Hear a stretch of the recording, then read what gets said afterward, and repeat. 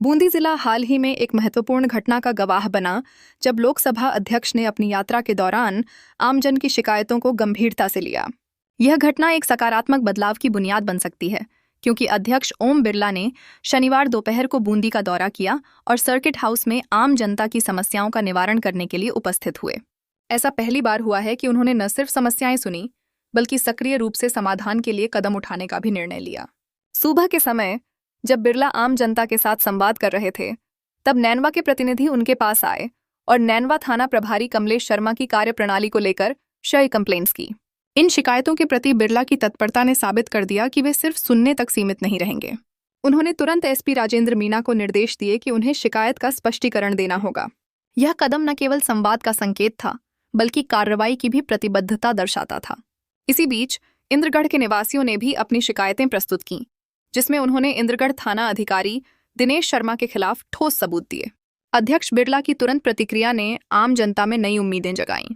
उन्होंने मौके पर ही शिकायतों को सुनकर त्वरित कार्रवाई की। परिणाम स्वरूप देर रात को नैनवा और इंद्रगढ़ थानों के अधिकारियों को उनके पद से हटा दिया गया और उन्हें बूंदी लाइन पुलिस में भेज दिया गया।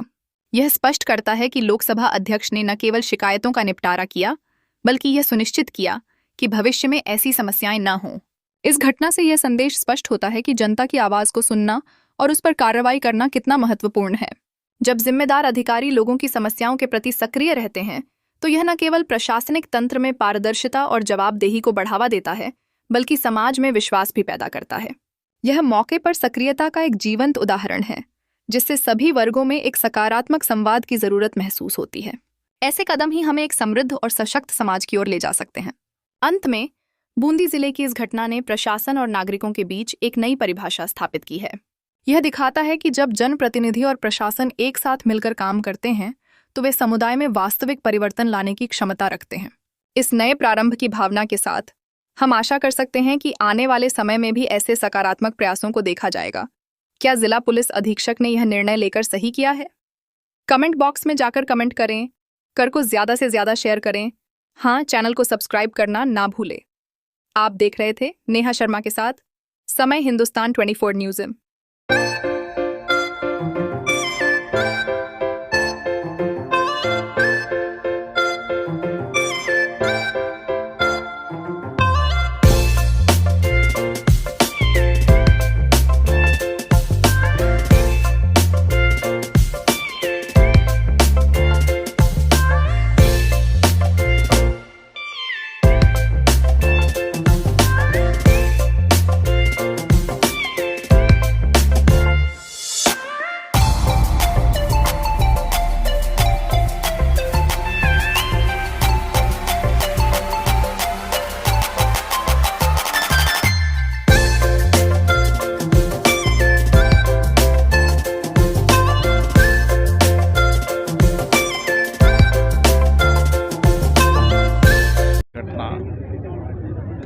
हम सबको दुखी भी की और व्यथित भी किया।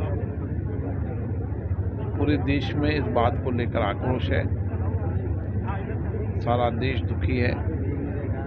निर्दोष लोगों पर आतंकवादी हमला कायरतापूर्ण है और पूरा विश्व भी इस आतंकवाद की घटना के खिलाफ एकजुट है।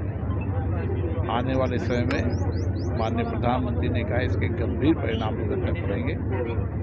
हम सब देशवासी इस आतंकवाद की घटना और आतंकवाद फैलाने वाले उन लोगों के प्रति अपना आक्रोश व्यक्त कर रहे हैं और निश्चित रूप से आने वाले समय में देश के अंदर आतंकवाद के खिलाफ निर्णायक लड़ाई होगी, ताकि देश में आतंकवाद हमेशा के लिए समाप्त हो। बूंदी में जनसुनवाई की आम जन की समस्याओं को जब भी बूंदी आते हैं, कोटा बूंदी संसदीय क्षेत्र के लोगों से मिलते हैं, उनके अभाव सुनते हैं, उनकी समस्याएं सुनते हैं और कैसे उनके अभाव कम हो, समस्या घटनाएं हो, आम जन तक सरलता से जनप्रति उपलब्ध रहे और उनकी बातों को सुने और कैसे उनके कामों का निस्तारण हो, उसके लिए व्यापक कार्य योजना बनाई जाए। दो बागी मुकंदरा और बूंदी में सबसे घटना मुकंदरा के अंदर